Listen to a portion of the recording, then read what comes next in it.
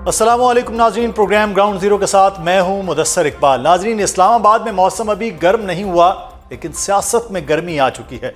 वफाकी दारुल हुकूमत के दिल में अपोजिशन जमातें तहरीके तहफ़्फ़ुज़ आईन पाकिस्तान के प्लेटफॉर्म से सरापा एहतजाज हैं। पार्लियामेंट हाउस में जारी धरना महज एक सियासी सरगर्मी नहीं, बल्कि ताकत, बयानी और कानूनी जंग का नया मरहला बन चुका है। बानी पीटीआई के सेहत से मुतालिक सुप्रीम कोर्ट में जमा कराई गई मेडिकल रिपोर्ट ने सियासी दर्जा हरारत मजीद बढ़ा दिया। पीटीआई क़यादत मुतालिबा कर रही है कि बानी पीटीआई को फौरी तौर पर जेल से अस्पताल मुंतकिल किया जाए। हुकूमती वज़रा बारहा यकीन दहानी करा चुके कि अगर ज़रूरत पेश आई तो कानून के मुताबिक तिब्बी सहूलत फराहम की जाएगी। वज़ीर इत्तलात अता तारड़ ने आज अपने सोशल मीडिया पे पैगाम में लिखा है कि बानी पीटीआई की आंख के इलाज के तसलसल में मजीद मुआयना और इलाज एक खुसूसी तिब्बी इदारे में माहिरीन अमराज़ चश्म करेंगे, जिसकी तफसीली रिपोर्ट भी सुप्रीम कोर्ट में जमा कराई जाएगी ताकि मामला शफाफ और कानूनी दायरे में रहे। और आज सुप्रीम कोर्ट के हुक्म के मुताबिक बानी पीटीआई के उनके बेटों के साथ फोन पर बात भी करवा दी गई। दूसरी जानिब आज पाकिस्तान तहरीक इंसाफ की तरफ से इस्लामाबाद हाई कोर्ट में तिब्बी बुनियादों पर रिहाई की दरख्वास्त भी दायर कर दी गई। दरख्वास्त में मौक़िफ़ अपनाया गया कि बानी पीटीआई की दाईं आंख की बिनाई सिर्फ 15% रह गई है। इस बीमारी का इलाज जेल के अंदर मुमकिन नहीं है, लिहाजा उन्हें जमानत पर रिहा किया जाए। नाज़रीन, माजी में भी कई सियासी शख्सियात को तिब्बी बुनियादों पर रिलीफ मिलता रहा है। बानी पीटीआई को भी तिब्बी बुनियादों पर कोई रिलीफ मिलेगा? क्या पार्लियामेंट हाउस में जारी धरना कोई अमली नतीजा दे पाएगा? और सियासी हलकों में मुमकिना डील की बाज़गश्त भी सुनाई दे रही है? क्या वाकई पसे पर्दा कोई मफाहमत हो रही है? इस सब पर बात करेंगे। हमारे साथ मौजूद हैं पाकिस्तान तहरीक इंसाफ के रहनुमा और वकील हैं नईम हैदर पंजोता साहब। पंजोता साहब, बहुत शुक्रिया आपके वक्त का। और सीनियर सहाफ़ी तजज़ियाकार सैयद इमरान शफकत ने भी हमें ज्वाइन किया है। इमरान साहब, आपका भी बहुत शुक्रिया। नईम हैदर पंजोता साहब, सबसे पहले तो सर आपसे सवाल है, अपोजिशन जमातों का धरना है, अता तारड़ साहब की आज जो पैगाम था सोशल मीडिया पे, उसके बाद यकीन दहानी के बाद को धरना ख़त्म आप कर रहे हैं या एहतजाज जारी रहेगा?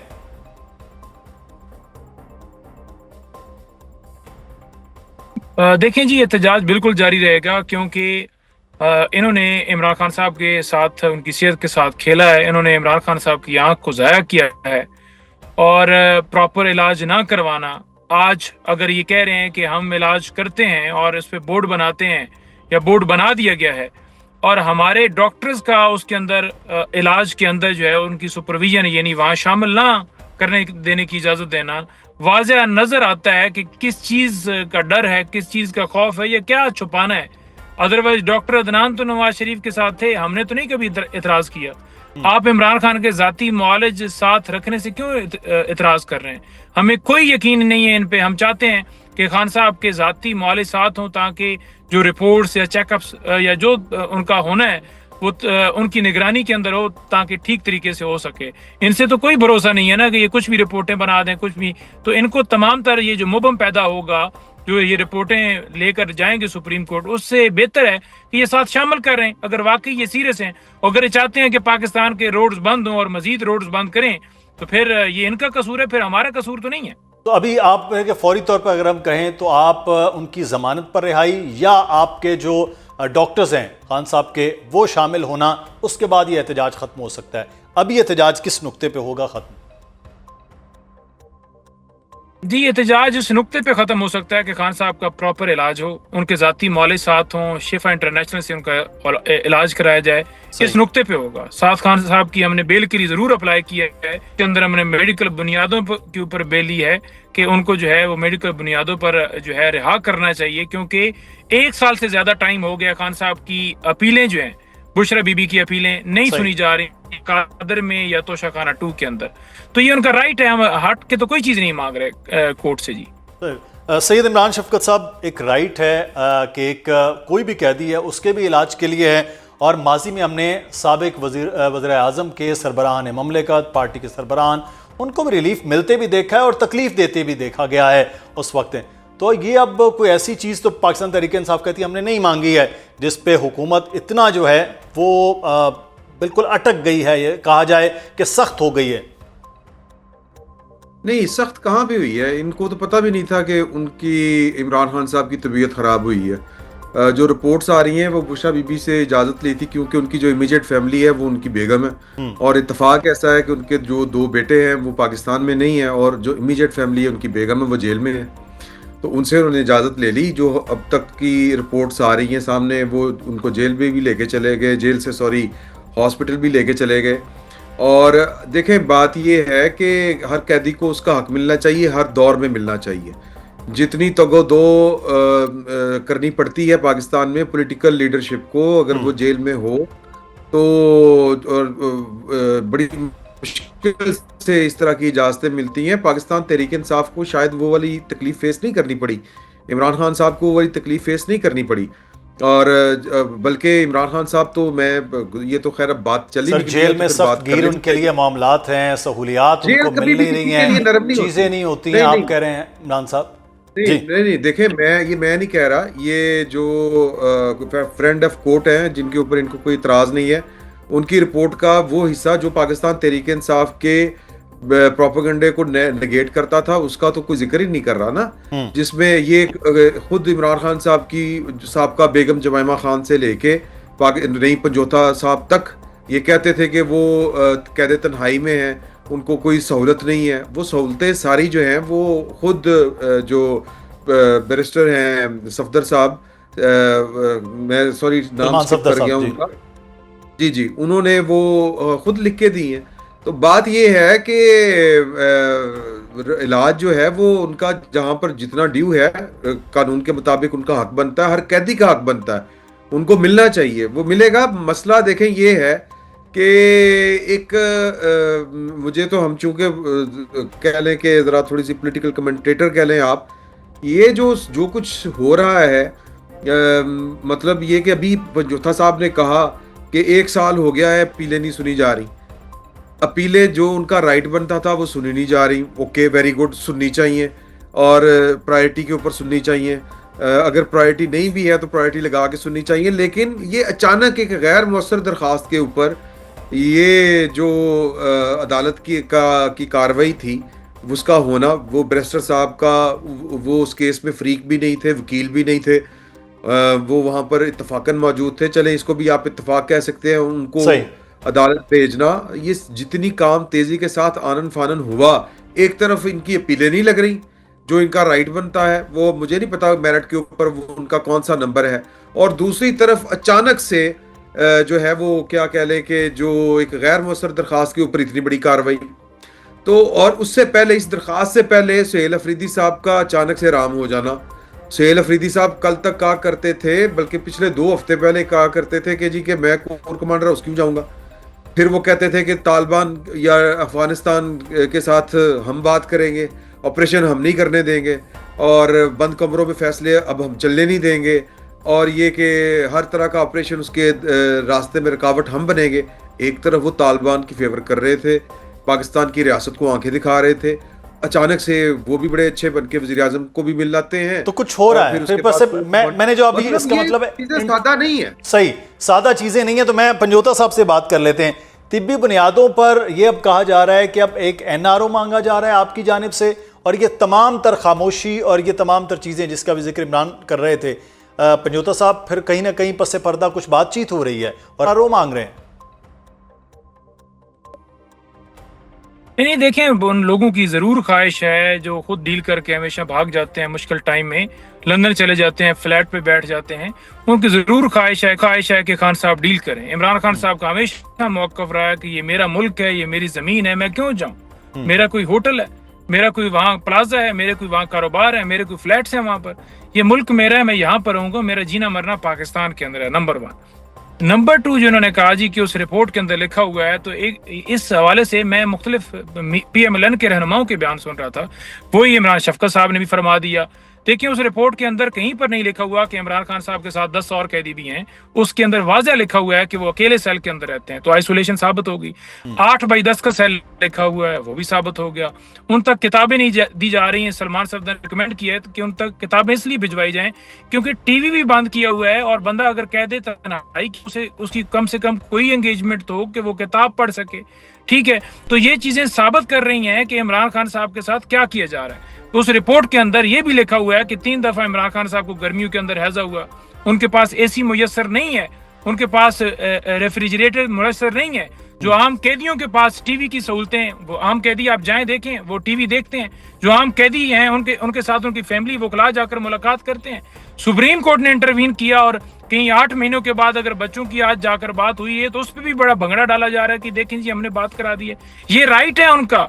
आपने झूठे मुकदमात में उनको जेल में रखा हुआ है। 10-10 कैमरे वहां वॉच करने के लिए उनको लगे हुए हैं और सिक्योरिटी का बहाना दिया जाता है। वॉशरूम के नजदीक कौन सी सिक्योरिटी होती है? जेल में आपने रखा हुआ है उनको, तो वहां 10 कैमरे लगाना, उनके वॉशरूम के करीब कैमरे लगाना, क्या ये टॉर्चर नहीं है? चीजें सारी जो है ना वो कहना बड़ा आसान होता है, लेकिन जो बंदा फेस और काज होता है उसका, वो उसको पता है, वो इस काज के लिए कर रहे हैं। और उसके दरमियान आप देखें कि एक बुनियादी इंसानी हकूक का तकाजा है कि कोई बंदा भी थोड़ी भी उसको प्रॉब्लम है हेल्थ का, तो उसका प्रॉपर इलाज तो उसका राइट है।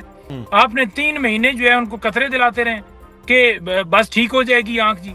फिर ऐसी सूरत हाल आई तो उनको पिम्स हॉस्पिटल शिफ्ट किया गया, और जिस वक्त पिम्स हॉस्पिटल शिफ्ट किया गया उस वक्त बुशरा बीबी और खान साहब की मुलाकात पहले नहीं करवाएगी कि हम शिफ्ट से उनको इंजेक्शन लग के वापस आया तो बीबी को मंगल को पता चला है कि जी उनको जो है वो इंजेक्शन लगाया गया।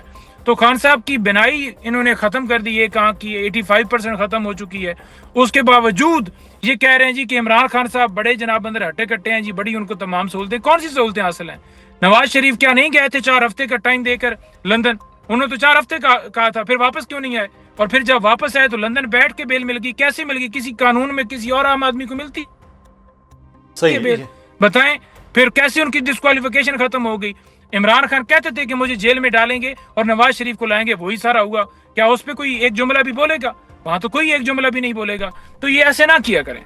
बिल्कुल, ये माजी में जो कुछ इमरान साहब हुआ है, मियां नवाज शरीफ साहब की सेहत, मैं आपसे आपका कमेंट भी लेता हूं, सवाल भी, कि इस वक्त इमरान खान साहब की भी सेहत वाला मामला हुआ है, तो अगर वो चीज़ें जो आप कह रहे हैं कि बात भी हो रही है, अचानक सब चीज़ें तेज़ी से हो रही हैं, लेकिन एक सेहत वाला मसला भी तो है ना दरपेश, तो उस पर हुकूमत को इतना करना भी नहीं चाहिए। जी, अल्लाह ताला से जो है वो हर हाल में रहम मांगना चाहिए। तकब्बुर अच्छी बात नहीं होती। वो कोई भी, मैं हूँ, जैद हो, बकर हो, कोई भी बंदा हो, बात ये है कि ये पाकिस्तान तहरीक इंसाफ वाले जो जज्बाती बच्चे हैं, बच्चियां हैं, वो नारा लगाया करते थे, ना बीमार ना फरार, कैदी नंबर 804। ये सेहत इंसान, देखें इमरान खान साहब लोहे के नहीं बने, ना लकड़ के बने हुए हैं, वो इंसान है। इमरान खान साहब खुद कहा करते थे एनआरओ मांगू, उससे बेहतर है मैं मौत मांग लूं या मरना बेहतर समझूंगा। तो ये अभी भी तो इलाज ही मांग रहे हैं ना इमरान साहब, अभी कौन सा को फरार मांग रहे हैं? बाकी कौन सा भीख मांग रहे होते थे? बाकी भी इलाज ही मांग रहे होते थे। दूसरी बात इन्होंने मैं जरा बात कर लूं, ये कि जी के नवाज शरीफ साहब की इन्होंने बात की कि उनकी डिस्क्वालिफिकेशन एयरपोर्ट के ऊपर खत्म कर दी गई। बिल्कुल उसी तरह उनकी डिस्क्वालिफिकेशन जो है वो खत्म की गई जिस तरह उनको इमरान खान साहब के दौर में पाकिस्तान से बाहर इलाज करवाने की इजाजत दी गई थी। क्या पाकिस्तान की तारीख, मुझे दुनिया का तो नहीं पता, लेकिन पाकिस्तान की तारीख में किसी कैद सजा याफ्ता कैदी को आप मुल्क से बाहर जाने देते हैं? ये कैसे हो गया था? ये उसी तरह हो गया था जिस तरह इनकी डिस्क्वालिफिकेशन जो है वो एयरपोर्ट के ऊपर खत्म की गई। तो इसमें खुरा जो है वो फिर इमरान खान साहब के घर तक भी जाता है। वो तो इंसानी हमदर्दी की बुनियाद पर था ना, वो कह रहे थे कि इंसानी हमदर्दी की बुनियाद पर उनका इलाज का मसला। इंसानी हमदर्दी खास मौकों के ऊपर ही क्यों जागती है? ये इंसानी हमदर्दी ये अब इमरान खान साहब के लिए क्यों सिस्टम के अंदर जागी है? सवाल देखें बड़े तल्ख हैं। ये जो एक दम से इमरान खान साहब की, लेकिन इमरान साहब जब इमरान खान साहब बाहर खड़े होके, मैं ये गुजारिश सुन ले, जी गुजारिश सुन ले। इमरान खान साहब ये जो हमदर्दी वाला एकदम जो सिनेरियो पूरे का पूरा क्रिएट कर दिया गया है, वो एक ऐसी स्टेटमेंट के ऊपर किया गया है जो इंतहाई टेक्निकल है, जो इंतहाई प्रोफेशनल डिमांड करती है कि वो एक आम आदमी से वो के मुंह से अल्फाज वो निकल ही नहीं सकते, या वो उनकी कोई हैसियत नहीं है कि एक प्रोफेशनल मामला हो या एक टेक्निकल मामला हो उसके ऊपर कोई बैठ के कहे कि जी कि इमरान खान साहब की जो आंख है वो 85% जो है वो है नहीं, उनकी बेनाई। ये कौन बात कर रहा है? ये बैरिस्टर साहब कर रहे हैं, सलमान सफदर साहब, और वो किन के बिहाफ के ऊपर कर रहे हैं? इमरान खान साहब के। तो इमरान खान अगर देखें कि अगर मामला उसकी तह तक जाना होता तो जस्टिस याहिया अफरीदी साहब पिम्स वाले डॉक्टर को बुला लेते। जिस दिन सलमान सफदर साहब को उनकी लिविंग कंडीशन के लिए जब रिपोर्ट आई थी, जब उनको भेजा था तो वो रिपोर्ट लेके आए थे, लेकिन उन्होंने और ये अदालत की जो है ओरिजिनल ज्यूरिसडिक्शन इस कोर्ट की नहीं है। ये जो फैसला अदालत ने फैसला बेसिकली टेक्निकली ये फैसला नहीं है। मैं चूंकि कोर्ट रिपोर्टर हूं और नहीं मैं पंजोथा साहब जो है वो इस चीज को समझते होंगे अगर ये प्रोफेशनल वकील की तरह बात करें। ओरिजिनल ज्यूरिसडिक्शन में ये वाला आता है, ये आर्टिकल जो है वो 184(3) या 2 जो भी होता है ओरिजिनल ज्यूरिसडिक्शन वाला, सो मोटो वाला नोटिस, ये सही। सुप्रीम कोर्ट के पास ये इख्तियार नहीं है। हुकूमत ने मुखालफत नहीं की, अटॉर्नी जनरल वहां पर मौजूद थे, उन्होंने कहा कि जी कि ये आप फैसला जारी नहीं कर सकते। इसका मतलब समझें कि जिस तरह नवाज शरीफ साहब को मुल्क से बाहर भेजा गया था, जिस तरह नवाज शरीफ साहब को मुल्क में वापस लाया गया था, जिस तरह इमरान खान साहब को गिरफ्तार किया गया था, और अब जो कुछ इमरान खान साहब के साथ हो रहा है उसी की सिलसिले की कड़ी है। तो उसी सिलसिले की कड़ी, तो इसका मतलब कोई नया नहीं कुछ हो रहा। चले मैं पंजोता साहब, पर इसका मतलब है कहीं ना कहीं कुछ चीजें जो हो रही हैं वो आपकी जमात के लिए, आपकी जमात के लीडर के लिए वो ठीक हो रही हैं, या कुछ पसे पर्दा है जिसका शायद हमें इल्म नहीं है, आपको नहीं है, इमरान साहब को नहीं है, लेकिन स्पेकुलेशन बहुत ज्यादा है कि ऐसा कुछ हो रहा है। तो उसके लिए भी पाकिस्तान तहरीक इंसाफ तैयार है, क्योंकि यहाँ बार बार होता है यहाँ, और अच्छी बात है, कोई बुरी बात जी नईम साहब। मैं गुजारिश कर रहा हूँ ना कि इमरान खान नहीं डील करेंगे, वो नवाज शरीफ, जरदारी, बिलावल वो नहीं है, शहबाज शरीफ, या वो डील करनी होती तो आज इक़्तिदार में होते, डील करनी होती तो वो वजीराबाद गोलियां क्यों खाते, डील करनी होती तो इस्लामाबाद जुडिशियल कम्प्लेक्स के ऊपर हमला क्यों करते, डील करनी होती तो केसेस अपनी एहलिया को जेल में क्यों करवाते। तो उनका एक मौक़िफ़ है, एक नजरिया है, वो नजरिया ये है कि हमको गुलाम कौम नहीं है कि वहां बैठ के अमेरिका फैसला करे कि आप ईरान से जो है ये मामलात करो, और आप उसी अमेरिका से ये झंडा लेके जाते, दरखास्तें डाल रहे होते जो मैं कह दे कि अड्डे जो है। अब मुझे बात करने देना, मैंने जब आपको इंटरप्ट करने की कोशिश की तो आपने रोका ना, मैं भी रोका। जी तो उस इमरान खान ने कहा कि अमेरिका जो है, हम अमेरिका को अड्डे नहीं देंगे, हम अपनी सरजमीन इस्तेमाल नहीं करने देंगे। बस वो अमेरिका को नागवार गुजरी, उधर से साइफर आया, ये आगे तमाम लोग बैठे हुए थे, मंडियां लग गई सिंध हाउस के अंदर, और ये लट गए। और ये जाहिर बात इन्हें इक़्तिदार भी चाहिए था, केसेस बने हुए थे, करप्शन की हुई थी, खान को जेल में लेकर गए। तो इमरान खान नहीं पीछे अपने मौक़िफ़ से हटने वाले, वो अपने मौक़िफ़ पर कायम है, वो असूलों की इस पाकिस्तान की जंग लड़ रहे हैं। जिस शख्स ने पाकिस्तान को शौकत खानम अस्पताल दिया, जिससे लाखों लोगों ने जाकर मुफ्त इलाज करवाया, जिस शख्स ने पाकिस्तान को नमल यूनिवर्सिटी दी, इंसानी खिदमत के लिए उनकी बेशुमार खिदमत हैं, हर एक की, जब वो वजीर आज़म बने हर एक की जेब में 10 लाख डाल दिया कि आप जाकर फ्री इलाज करा सको। आज वो खुद इलाज के लिए जो है वो बैठा है और वो कह रहा है कि मेरा प्रॉपर इलाज नहीं करवाया गया। मैं बार बार कहता रहा सुप्रिटेंडेंट को, उसने बदमाशी की, सुप्रिटेंडेंट ने, इस हुकूमत ने बदमाशी की, जिन्होंने जेल में डाला उन्होंने बदमाशी की है।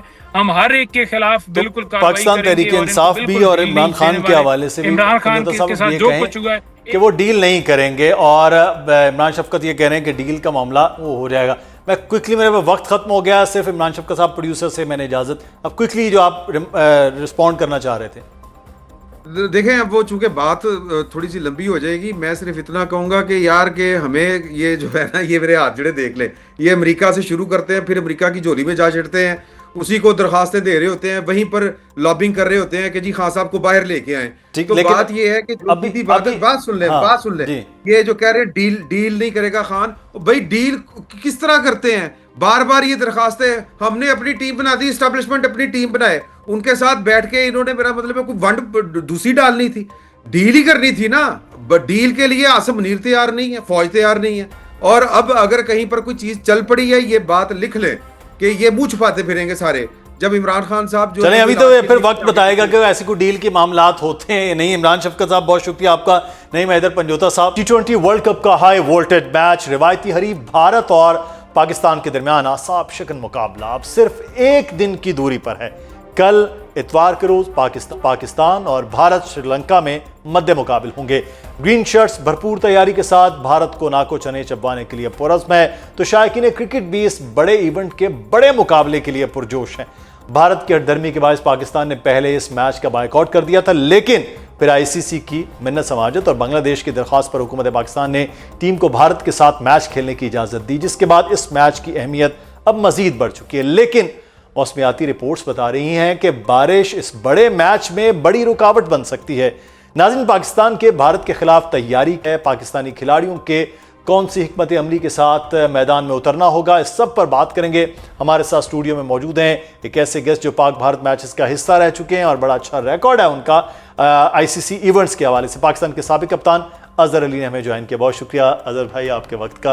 अजहर साहब, कल का मैच सबकी नज़रें उस पर हैं, अभी प्रोग्राम से पहले भी हम उस पर बात कर रहे थे। आप खुद पाक भारत मैचेस का हिस्सा रहे हैं, ये आम मैचेस से कितना मुख्तलिफ होता है, कितना प्रेशर होता है, ख़ास तौर पे जब आईसीसी का इवेंट हो? नहीं, बिल्कुल जैसे एक्सपेक्टेशंस होती हैं दोनों कंट्रीज़ के फैंस की कि पाकिस्तान इंडिया का जो मैच है वो जीतें। और आप ये देख लें कि जब भी इवेंट में पाकिस्तान इंडिया आमने सामने होते हैं, जो उसकी वाइब है वो एक डिफरेंट ही हो जाती है। और आई थिंक कि ये वाला मैच और ज़्यादा अहमियत का हामिल है, क्योंकि काफ़ी चीज़ें रीसेंट पास में ऐसी हुई हैं जिसमें जब भी पाकिस्तान इंडिया सामने आएंगे तो हमें स्पेशली करंट सिनेरियो देखते हुए हमारी ख्वाहिश होगी कि पाकिस्तान मैच जीते, और वो तो हमेशा भी रहती है, लेकिन स्पेशली इस सिनेरियो में। और बड़ा अच्छा मौका है पाकिस्तान के पास कंडीशंस को देखते हुए, और जो हमने लास्ट एशिया कप का फाइनल जिस तरीके से खेला, और वो सिमिलर काइंड ऑफ कंडीशंस हो सकती हैं जिसमें शायद पाकिस्तान को थोड़ा सा अपर हैंड हो सकता है। अच्छा, कैसे? ये कंडीशन वाला बड़ा एक इम्पॉर्टेंट मामला है। पाकिस्तान के पास ये एज है कि एक ही जगह पे खेले रहे हैं, वहीं पे ना को ट्रैवल कर रहे हैं, इसका कोई एज होता है टीम को? नहीं, इस जो पाकिस्तान श्रीलंका की कंडीशन और पाकिस्तान की स्पिन बॉलिंग अटैक है, जो रिसेंट पास में अगर पाकिस्तान ने पीछे देखा जाए तो मोहम्मद नवाज़ पाकिस्तान टीम में जब से वापस आए अच्छी परफॉर्मेंस देने हैं, शादाब का जब कमबैक हुआ है तो ये दो उनकी जो कंसिस्टेंसी है बॉलिंग में वो पहले से बहुत बेहतर हो गई हुई है। तो आई थिंक कि वो दो ऑलराउंडर्स हमारे पास मौजूद हैं। उसके साथ हमारे पास दो ट्रम्प कार्ड जो अबरार अहमद और उस्मान तारिक हैं। तो ये 4 टोटल स्पिनर्स पाकिस्तान के, और साइम यूब साथ उनकी हेल्प आउट करेंगे। तो आई थिंक बहुत एक फॉर्मिडेबल स्पिन बॉलिंग अटैक है जिसको डोमिनेट करना चाहिए इंडिया बैटिंग के अगेंस्ट। और कंडीशन स्पेशली अगर उसी तरह ही हुई जो कि नॉर्मली होती हैं कोलंबो की, तो आई थिंक कि वो पाकिस्तान को डोमिनेट करने में हेल्प कर सकती है। अच्छा, उस्मान तारिक पे बहुत ज़्यादा इस वक्त हम सोशल मीडिया पे देख रहे हैं, बात इंडिया में भी हो रही है, पाकिस्तान में भी हो रही है। एक तो कुछ लोग उनके एक्शन पे बात करें, 12 एक्शन तो आईसीसी ने ऐसी कोई बात नहीं की, लेकिन उस्मान तारिक वाकई ये थ्रेट होंगे इंडिया के लिए कि बॉलिंग करें 4 ओवर उनके, वो मुश्किलात होंगी इंडियंस? नहीं, बिल्कुल हो सकती है, क्योंकि जितने भी लीग्स में अभी तक वो खेले हैं, इंडियंस स्पिनर्स को अच्छा खेल लेते हैं, अच्छा खेलते हैं, लेकिन आपने देखा है जब भी quality spin against India even recent पास में आएगी, क्योंकि गेम ना बहुत तेज़ हो चुकी है, तो आप अग्रेसिवली ही कोशिश करते हैं खेलने की, उसमें चांसेस होते हैं विकेट्स गिरने के। तो इंडिया ने, अगर आप एशिया कप का फाइनल देखें तो अगेंस्ट स्पिनर्स इंडिया को ट्रबल हुई है। तो क्वालिटी स्पिन जब भी होगी तो बैट्समैन जितना मर्जी स्पिन को अच्छा खेलता हो, जब कंडीशन उस तरह की हो और बॉलर्स अच्छे हों तो ट्रबल तो करते हैं। तो आई थिंक कि पाकिस्तान के पास ये बड़ा ज़बरदस्त मौका है, हमारे स्पिनर्स के पास बहुत ज़बरदस्त मौका है कि पाकिस्तान इंडिया की बैटिंग लाइनअप को डोमिनेट करें। और जो एक्शन की बात जहाँ तक रह गई या किस तरीके से उसको वो फेस करेंगे, देखें अगर तो उनका फार्मूला उन्होंने राइट चूज़ किया, हर बॉलर्स की कहीं ना कहीं वीकनेसेस ज़रूर होती हैं, और उस्मान तारिक की भी कहीं ना कहीं ऐसी ज़रूर चीज़ होगी जिसके ऊपर अगर वो वर्कआउट करें तो खेल सकते हैं। कोई ऐसा चीज़ नहीं है कि अनप्लेबल है वो, लेकिन क्योंकि वो जो पॉज लेते हैं जिसकी वजह से जो बैट्समैन का रिदम है वो उसमें रिदम जनरेट करने में उसको ज़रा इशू आता है बैटर्स को। तो आई थिंक कि वो उनकी स्पेशली बॉलिंग, मेरे ख्याल है वो जो हम प्रोग्राम से पहले फॉर्मूला बता रहे थे वो हम ऑन एयर नहीं बताएंगे कि कैसे खेल सकते हैं, आप बता रहे थे कि उनको कैसे खेला जा सकता है उस्मान तारिक को। लेकिन एक चीज़ मैं आपसे यहाँ पे ये जानना चाहूँगा, अब आप वैसे थे कैप्टन भी, खेल चुके हैं, फिर वो आईसीसी का इवेंट जिसमें आपकी स्टार्ट में बहुत अच्छी परफॉर्मेंस थी, आप और फ़खर, आपने 50 भी, बल्कि मेरा ख्याल है आपने को 3 बार इंडिया के अगेंस्ट 50s आईसीसी में, दो बार 50s भी की। अब ये ओपनिंग एक तो बड़ा ज़रूरी है कि ओपनिंग स्टैंड बहुत अच्छा हो उसमें बैटिंग की तरफ अगर हम आते हैं, दूसरा ये है कि वैसे कैप्टन ये प्रेशर को कैसे डील करना होता है इतने बड़े मैच में? I think specially before match आपके ऊपर बहुत ज़्यादा नर्व्स होते हैं, ये अंडरस्टैंडेबल है। जब तक आप फील्ड पे जाते नहीं हैं तब तक आपको ज़ाहिर बात एक्सपेक्टेशंस लेवल, और फिर आपको कहीं ना कहीं होता है यार इंडिया वाले मैच में लाजमी परफॉर्म करना है, तो उसकी जो नर्वसनेस है वो रहती है। बट जब एक्चुअल मैच स्टार्ट हो जाता है तो चीज़ें नॉर्मल होना शुरू हो जाती हैं। बट आई ऑलवेज बिलीव कि अगेंस्ट इंडिया जो आपका स्टार्ट है, चाहे आप बॉलिंग करें चाहे आप बैटिंग करें, that has to be very good, क्योंकि जब आप अंडर प्रेशर गेम में आ जाते हैं एक दफ़ा ऐसे गेम में, तो आपके लिए कम बैक करना इतना ईजी नहीं रहता, स्पेशली टीम्स लाइक इंडिया। तो I think start needs to be very confident, और जो आपकी गेम है उसको आपको बैक करना है। अगर आप थोड़ा सा भी टेंटेटिव होंगे, थोड़ा सा टिमिड अप्रोच के साथ जाएंगे कि यार मैं थोड़ा सा कंसोलिडेट कर लूँ या इस तरह कर लूँ, तो वो प्रेशर आप पे बहुत ज़्यादा आएगा। अप फ्रंट आपको थोड़ा सा अटैक करना पड़ेगा। सही। साहबजादा फरहान, साइम अयूब ओपनिंग में, ये साहबजादा की तो बड़ी अच्छी परफॉर्मेंस भी हम देख रहे हैं, साइम थोड़ा टफ हो रहा है उनके लिए चीज़ों करना। अब नीचे जो है स्पेशली सलमान फिर बाबर, आप समझते हैं फ़खर की कोई जगह बन रही है? देखिए जो कम्बिनेशन अभी इन्होंने बनाया है इसमें बहुत ज़्यादा ऑलराउंडर्स हैं जी। तो आप अगर देखा जाए तो टॉप जो चार हैं आपके, वो ही आपके मेन बैट्समैन हैं, बाकी सब ऑलराउंडर की कैटेगरी में आ जाते हैं। तो आई थिंक बहुत ज़्यादा रिस्पॉन्सिबिलिटी उन टॉप 4 के ऊपर है कि उनमें से एटलीस्ट 2 प्लेयर्स 50s के अराउंड स्कोर करें या एक बड़ा 50 एटलीस्ट करें, क्योंकि 175 is very good score in Colombo. अच्छा। तो उसको करने के लिए आपके टॉप ऑर्डर, क्योंकि जैसे जैसे गेम चलता जाता है बैटिंग मुश्किल होती जाती है, स्पेशली आफ्टर 10 ओवर्स इतना इजी नहीं रहता। तो आई थिंक टॉप 4 का बहुत इंपॉर्टेंट है। फ़खर के लिए आप एक ही सूरत आ सकते हैं, या तो वो बाबर की जगह आ सकते हैं, या फिर वो आप देखें तो उस्मान खान को अगर आप बिठाते हैं और साहबजादा फरहान से कीपिंग कराते हैं, तो फिर जाके कहीं वो ऐड होते हैं। तो साहबजादा पर फरहान इतनी वो कीपिंग के आप समझते हैं? आई फील कि इतनी कीपिंग अगर उनकी होती तो वो पहले करा रहे होते उनको। अच्छा। तो आई थिंक कि जहां आपके पास स्पिनर्स इतने अच्छे ज़बरदस्त मौजूद हैं, तो आपका बेस्ट कीपर उस्मान खान, उसको एज ए कीपर तो खेलना ही पड़ेगा। उनकी बैटिंग अभी तक वो फायर अप नहीं कर सकी जब से वो कम बैक किया उन्होंने टीम में।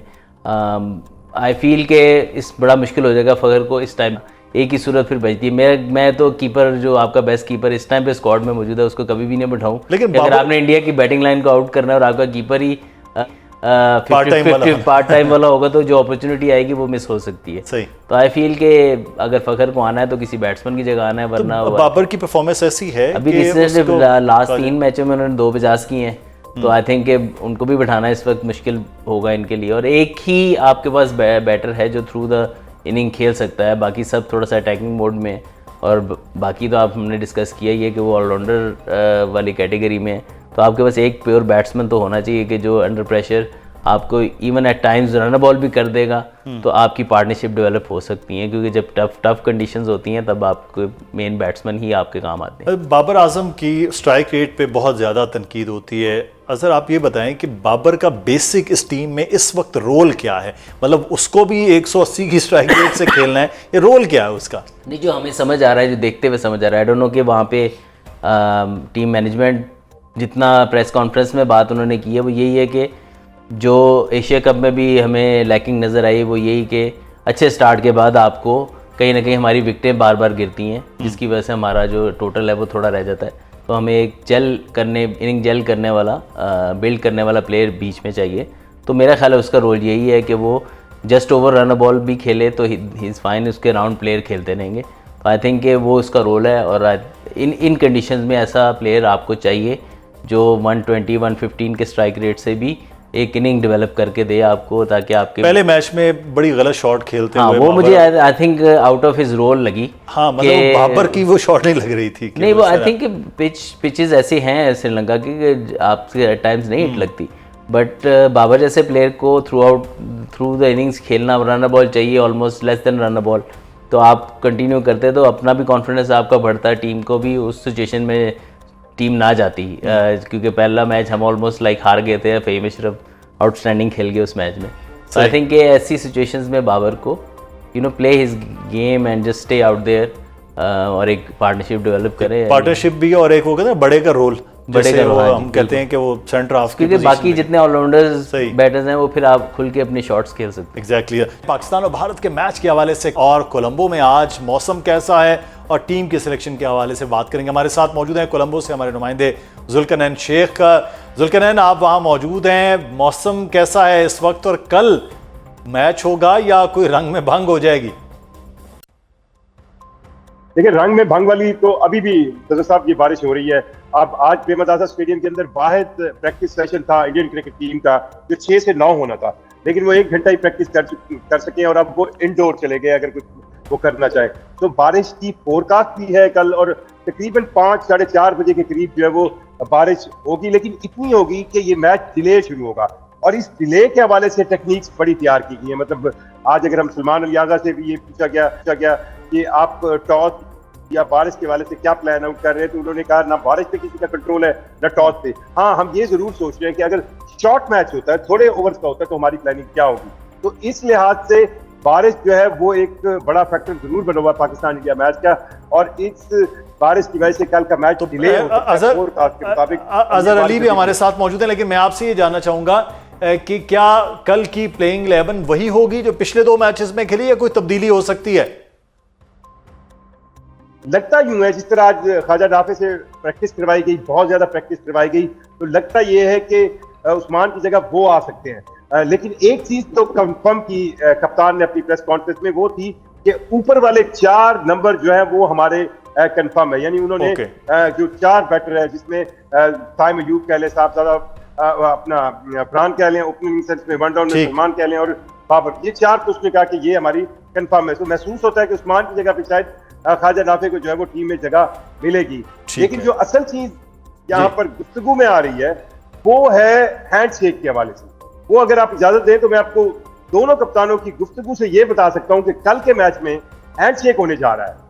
चलें, ये तो क्रिकेट की भी खूबसूरती है, स्पोर्ट्स की भी खूबसूरती है। बहुत शुक्रिया, आप हमारे साथ मौजूद थे और आप वहाँ से वक्तन फ़वक्तन रिपोर्ट कर रहे हैं चीज़ों पे। सब ये तो अच्छी बात है कि स्पोर्ट्स जो है ना वो वैसे ही रहना चाहिए जैसे आपने हमेशा खेला है इंडिया के साथ। लेकिन जो बात करें कि नाफे को आज बहुत ज़्यादा प्रैक्टिस करवाई गई है, तो जो हम कह रहे थे कैलकुलेशन 4 हैं तो 5वें पे फ़खर को नहीं खिलाना उन्होंने, फिर नहीं सिर्फ नाफे की हो सकती है। फिर शायद ख्वाजा नाफे खेलने as a keeper, but again that is a big call. Khawaja Nafay का बहुत ज़्यादा कीपिंग के अंदर वो इतने ज़्यादा मैचेस एज ए कीपर खेले नहीं हुए। मे बी काफ़ी इम्प्रूवमेंट उन्होंने कर ली हो, लेकिन आई फील कि यार इतने बड़े मैच में you need a proper keeper, और ऑलरेडी हमने थोड़ा सा कॉम्प्रोमाइज़ किया ही हुआ है कीपिंग पे, लेकिन अब और करने जा रहे हैं। अगर ख्वाजा नाफे खेलते हैं तो कहीं ये ना हो कि थोड़ा सा पिच में टर्न हो और उसमें आपको चांसेस मिस हो जाएं, क्रूशियल चांसेस मिस हो जाएं, तो उसमें प्रॉपर कीपर होना ज़रूरी है। ऑल्दो के उस्मान खान की इस टाइम पे बैटिंग की फॉर्म उस तरह नहीं है, बट अगेन आपके बाकी प्लेयर्स थोड़ा कुछ परफॉर्मेंस दे रहे हैं मिडिल ऑर्डर में। नवाज़ ने रिसेंट पास में देखा है परफॉर्मेंस दी है, शादाब अच्छी बैटिंग कर सकते हैं, तो उनके बाद आप उस्मान खान को भी ला सकते हैं। तो आई थिंक एक ऐसा गैम्बल करने, बैटिंग ऑर्डर चेंज किया जा सकता है, लेकिन ये कीपर वाला मेरे ख्याल से मुझसे अगर आप पूछें तो एक बड़ी इंपॉर्टेंट पोजीशन है स्पेशली बैटिंग विकेट होना। फिर तो पता है कि यार इसमें चौके छक्के लगने, ज़्यादा कीपिंग में बहुत कम चांसेस आएंगे। लेकिन ऐसी जब लो हो सकता है हाई स्कोरिंग गेम ना हो उस तरह की, वहाँ पे जो चांसेस होते हैं वो बड़े क्रूशियल हो जाते हैं, आपको राइट टाइम पे विकेट लेने होते हैं। इस सिचुएशन में अब हम फास्ट बॉलिंग की बात है, शाहीन शाह अफरीदी इंजर्ड हैं, फॉर्म का आर्जी को मसला आपको लग रहा है कि वो स्पीड, वो रिदम जो एक्सपेक्ट किया जाता है वो नहीं, क्या वजह है? देखिए स्पेशली जो स्पिन डिपार्टमेंट है आपका, तो उसके साथ आई फील कि वो थोड़ा सा फ्रीडम लेना चाह रहे हैं, क्योंकि आपकी स्पिन बॉलिंग काफ़ी डोमिनेट कंट्रोल भी करती है दूसरी बैटिंग लाइनअप को, तो वो फुल आउट आके अटैक करने की कोशिश करते हैं, जिसमें शायद उनको रन ज़्यादा पड़ रहे हैं। एज लॉन्ग एज विकेट्स लेते हैं तो मुझे रन्स के ऊपर इतना इशू नहीं है, क्योंकि पावर प्ले में अगर आप 2 wicket as a fast bowler लेके दे देते हैं अपनी टीम को, साथ आपका स्पिनर एक आधा आउट कर लेता है, तो if you pick up 3 wickets in power play तो आपकी काफ़ी हद तक जो है जॉब डन हो जाती है। तो अगेंस्ट इंडिया आई फील के स्टिल शाहीन का कहीं ना कहीं वो थोड़ा सा दबदबा है, उसकी जो इन स्विंगिंग यॉर्कर्स हैं, अगर वो फर्स्ट ओवर्स में अगर पहले 2 ओवर्स में वो विकेट दिला देता है, I think that will be crucial. Semifinalist 4 टीमें अजहर अली के नज़र में कौन कौन सी लगी? देखिए आई फील के इंडिया इज़ स्ट्रॉन्ग कंटेंट, उसमें उनका जाने का बहुत चांस है। मुझे साउथ अफ्रीका बहुत अच्छी लग रही है टीम, और उसके अलावा आपकी जो है ऑस्ट्रेलिया इस दफ़ा थोड़ा 50-50 है। आई थिंक पाकिस्तान जाते, तीसरी पाकिस्तान जाती नज़र आ रही है, और again England, West Indies, I feel के न्यूजीलैंड, इंग्लैंड के भी चांसेस कम है क्योंकि उनकी बॉलिंग उतनी तगड़ी नहीं है, तो वेस्ट इंडीज़ एक ऐसी टीम है जो आ सकती है। सही है, T20 के लिए वो अच्छा वो एक स्पेशल है, उनके पास स्पिनर्स भी अच्छे हैं और साथ में उनकी जो बैटिंग है बैटिंग है बड़ी वो भी fire up हार्ड करेगी। हिटर जो है ना उनके हैं। सही है। अच्छा, एक चीज़ जो मैं कि आप समझते हैं कि कल के मैच में अगर ये छोटा मतलब मैच हो जाता है, ओवर्स कम हो जाते हैं, 12-14 में आ जाता है, तो फिर पाकिस्तान की हिकमत में आप वाकई देखेंगे वो जो एक तेज़ क्रिकेट खेलने वाली हमारी साहबजादा फरहान के बाद और साइम के बाद हम ये देखते हैं वो स्लो हो जाती है। जी जी। तो आप देखते हैं कि नहीं, अगर तो मैच स्टार्ट ही थोड़े ओवर्स का होता है, लाइक 12-15 ओवर्स होता है, तो आई थिंक कि फिर आपको बाबर की जगह फ़खर को आप खिला सकते हैं, क्योंकि यू नीड मोर एग्रेशन। फिर आपके पास वो वाला जो है ना कि एक प्लेयर की जो हमें ज़रूरत 20 ओवर के लिए चाहिए कि जो इनिंग को जेल कर सके, वो आई थिंक के उसमें आप चेंज ये कर सकते हैं अकॉर्डिंग टू कितने ओवर का मैच होता है। तो ये चलें, अब देखते हैं कि हमारी तो दुआ है कि 20-20 ओवर का मैच हो, पूरा मैच 3-3.5 घंटे लोग देखें। आई थिंक पाकिस्तान के लिए फ़ायदेमंद भी 20 ओवर का मैच ज़्यादा है। अच्छा, छोटा मैच होगा वो पाकिस्तान के डिसएडवांटेज में जाएगा। आई फील ये तो बारिश पे है कि बारिश जो है उनके इख्तियार नहीं, और टॉस जैसे कहा है कप्तान ने वो भी इख्तियार नहीं। बहुत शुक्रिया अजहर अली, पाकिस्तान के साबिक कप्तान हमारे साथ मौजूद थे। कल के मैच के लिए भी पाकिस्तान की बड़ी उम्मीद है, इंशाल्लाह। आप देखते हैं कि कल के लिए आप भी दुआ कीजिए पाकिस्तान की टीम की परफॉर्मेंस और पाकिस्तान की जीत के लिए। प्रोग्राम से मुदस्सिर इकबाल को इजाज़त दीजिए, अपना ख्याल रखिएगा, अल्लाह हाफ़िज़।